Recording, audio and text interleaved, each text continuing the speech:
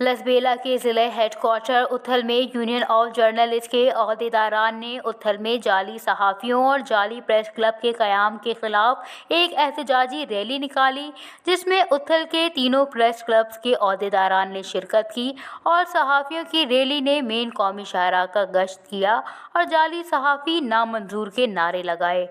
बाद रैली जब दोबारा प्रेस क्लब पहुंची तो यूनियन ऑफ जर्नलिस्ट के सदर मोहम्मद उमर लासी, जनरल सेक्रेटरी रफ़ीक तबस्सुम और दीगर ने खिताब करते हुए कहा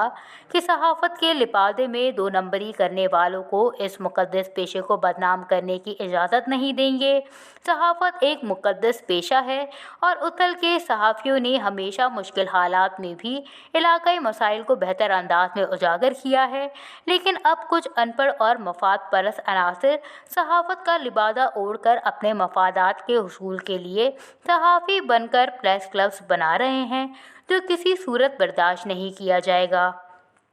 उन्होंने कहा कि उथल के सहाफ़ियों ने हमेशा एक ज़िम्मेदाराना सहाफ़त की है और इलाकाई मसाइल को बेहतर अंदाज में उजागर करके इक़्तिदार के ऐवान तक पहुँचाने में अपना भरपूर किरदार अदा किया है।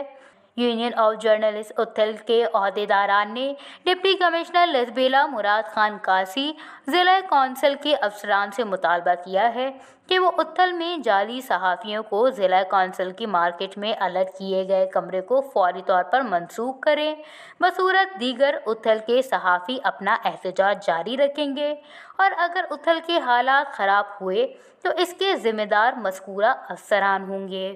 वश न्यूज़, उथल।